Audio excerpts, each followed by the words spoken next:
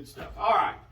We have Brad and Sonia from Bryan Insurance in the studio with us for our insurance tip of the week. What do you have this I'm week? actually working while we're talking. I noticed that. Yeah, that's how this. Rude. I know.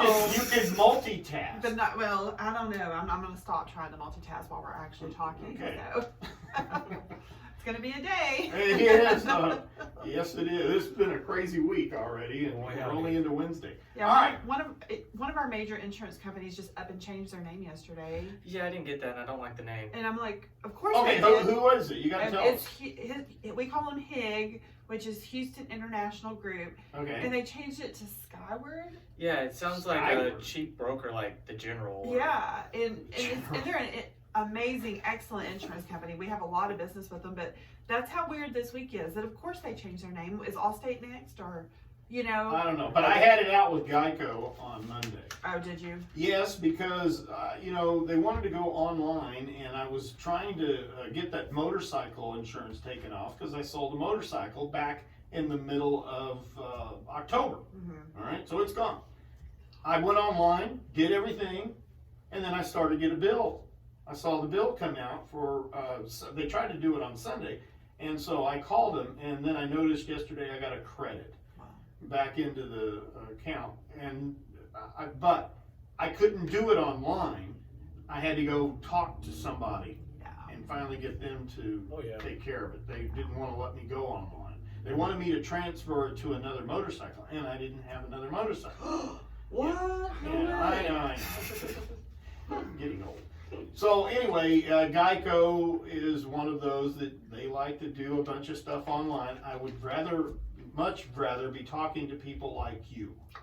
We appreciate that. I was gonna say, like, I just called Lynette and go, Lynette, I bought another car or lost a motorcycle or Lynette was very helpful on changing the homeowner's policy over to a renter's policy for right now, and that was great. She was very easy. Had it done within hours. She's amazing. She is super, amazing. yeah. I agree. We have a great. You do have an staff. entire staff. We really do. They're really fantastic.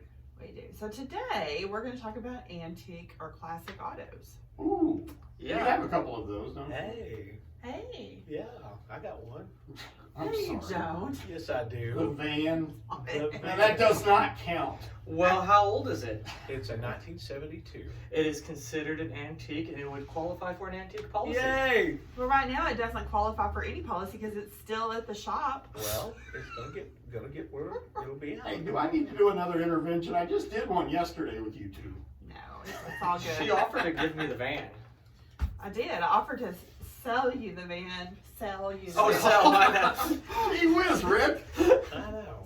Well, you know where you get good insurance for it. Exactly. All right, so antique vehicles. How far back will you go?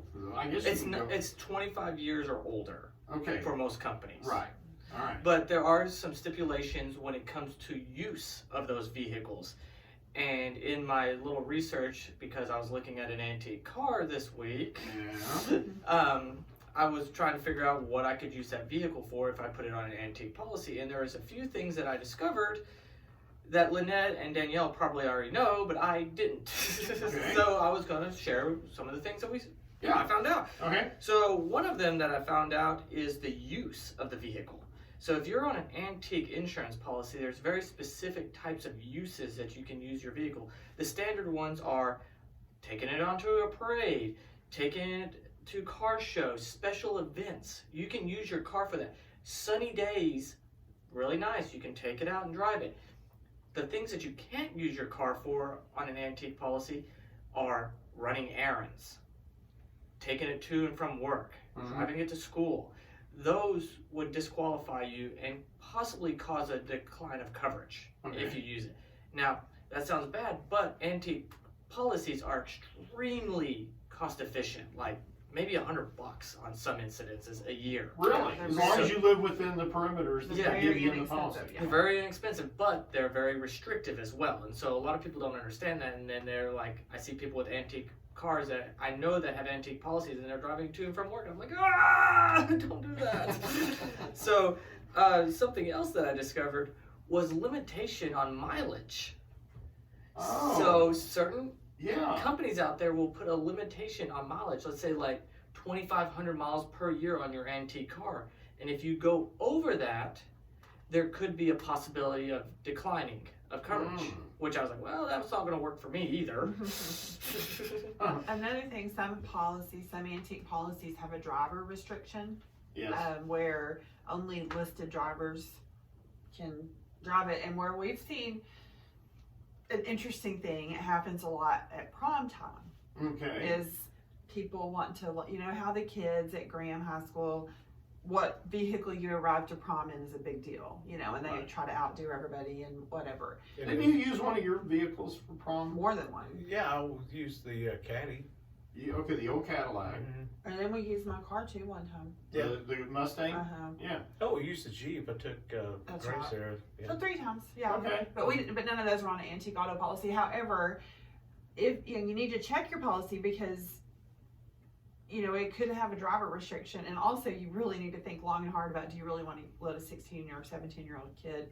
Is this because of the Driver. replacement value of the antique? Well, it's because you're getting insurance for very inexpensive, because they're anticipating that you're not going to have that out on all the I got time. you. You Okay, know, that makes the sense. anticipation when they write these policies is that you're going to have it stored and get it out for the show, or for the very, like Brad was saying, the special event. So they're not going to charge you the same thing as a vehicle that you use on a daily basis. So, Okay. but the company that we do a lot of ours with, they don't have some of these restrictions. They have the underwriting rules, but they don't limit you, for example, the mileage. Right. They don't have a mileage limitation. But mostly I just wanted to tell people this because it surprised me when I was looking into it. And the last one that really got me was called the attendance clause. Okay. So if you take your car to a car show, there are companies out there, if you're not near your vehicle at all times, there's no coverage. And that blew my mind. I was like, whoa, so if you drop your car off at a car show and then go have lunch and something occurred, there's companies out there that would decline that claim just because you weren't near your vehicle. Really? Yeah. Wow. That's good stuff this morning. It's crazy. So Okay. those are some of the things that you want to be really, really careful. And I know there are some clubs out there that offer special programs for antique cars and all that. But what you really need to do is understand what you're getting.